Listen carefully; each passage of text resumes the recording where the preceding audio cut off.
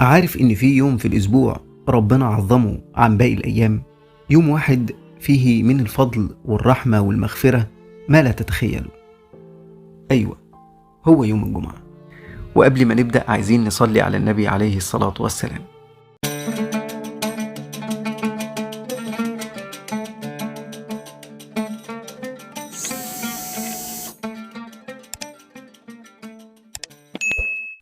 النبي صلى الله عليه وسلم قال: خير يوم طلعت عليه الشمس يوم الجمعة، فيه خلق آدم، وفيه أدخل الجنة، وفيه أخرج منها، ولا تقوم الساعة إلا في يوم الجمعة. رواه مسلم. يعني ده يوم البداية ويوم النهاية، وأول يوم للإنسان وآخر يوم للإنسان. ده اليوم اللي لو عرفت قيمته عمرك ما هتضيعه ولا هتستسهله. وفي كمان ساعة النبي قال إنها ساعة استجابة، بس مش أي استجابة، دي استجابة مضمونة بإذن الله.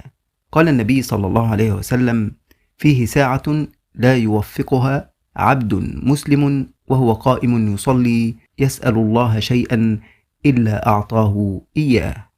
رواه البخاري. يعني لو لحقتها بدعوة صادقة تقدر تغير بها حياتك كلها. بس تعال أقولك إزاي النبي صلى الله عليه وسلم كان بيستعد ليوم الجمعة. النبي ما كانش بيصحى متأخر ولا يروح الجامع على آخر الخطبة، لا، ده كان بيجهز من قبلها بكتير. قال رسول الله صلى الله عليه وسلم: غسل يوم الجمعة واجب على كل محتلم. رواه البخاري. يعني أول خطوة في الاستعداد الاغتسال. وكمان قال: إذا جاء أحدكم إلى الجمعة فليغتسل وليمس من طيب إن كان عنده وليستاك. رواه مسلم. يعني تتطهر وتتعطر وتلبس أنظف ثياب، رايح تقابل ربنا في بيت من بيوته، مش رايح شغل. وبعدين النبي كان بيقرأ سورة الكهف، وقال: من قرأ سورة الكهف في يوم الجمعة أضاء له من النور ما بين الجمعتين.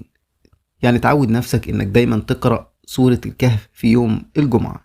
طيب لو عايز الأجر الكبير اسمع الحديث ده. قال النبي صلى الله عليه وسلم: من غسل واغتسل وبكر وابتكر ومشى ولم يركب ودنا من الإمام فاستمع ولم يلغو كان له بكل خطوة يخطوها صيام سنة وقيامها. رواه أحمد وأبو داود وصححه الألباني. يعني كل خطوة برجلك وانت رايح الجامع بتساوي أجر صيام سنة وقيامها. يعني 100 خطوة ب100 سنة أجر. طب ليه نضيع الأجر ده ونروح متأخرين؟ ليه نركب؟ ليه نكسل؟ وخد بالك في حاجات ممكن تضيع كل الأجر ده. النبي حذرنا منها وقال: إذا قلت لصاحبك يوم الجمعة انصت والإمام يخطب فقد لغوت. رواه البخاري. يعني حتى لو اللي جنبك بيتكلم ما ينفعش تقول له اسكت، لأنك كده انت كمان لغوت، بطلت جمعتك. وطبعا اللعب بالموبايل والتقليب في المفاتيح وكل حاجة تشغلك عن الخطبة دي لغو. الخطبة يا صاحبي جزء من الصلاة، ولو ضيعت الخطبة كأنك ما صليتش الجمعة أصلا. والنبي كمان قال عن اللي يترك صلاة الجمعة بدون عذر: لينتهين أقوام عن ودعهم الجمعات أو لا يختمن الله على قلوبهم ثم لا يكونن من الغافلين. رواه مسلم. يعني اللي بيتكاسل ويسيب الجمعة ممكن قلبه يطبع عليه ويبقى من الغافلين. وفي ناس بنشوفهم واحنا رايحين نصلي الجمعة تلاقيهم قاعدين فاتحين محلاتهم وقاعدين مع أصحابهم وقاعدين بيهزروا وبيضحكوا والأذان شغال والخطبة شغالة وفايتهم أجر عظيم، وممكن يكونوا كمان قاعدين وجنبهم الجامع، الفرق بينهم وبين الجامع خطوات بسيطة جدا. تخيل حجم الخطر. طيب نعمل ايه كمان يوم الجمعة؟ اكتر حاجة النبي وصى بيها يوم الجمعة الصلاة عليه. قال رسول الله صلى الله عليه وسلم: إن من أفضل أيامكم يوم الجمعة فأكثروا علي من الصلاة فيه فإن صلاتكم معروضة علي. رواه أبو داود وصححه الألباني. طول اليوم قول اللهم صل وسلم وبارك على سيدنا محمد، وما تنساش تدعي خصوصا قبل المغرب لأنها أغلب الظن ساعة الاستجابة، كما قال كثير من العلماء. ومن الأدعية الجميلة اللي ممكن تقولها: اللهم اجعلني من أهل الجنة، واغفر لي ولوالدي، وارزقني الفردوس الأعلى بلا حساب.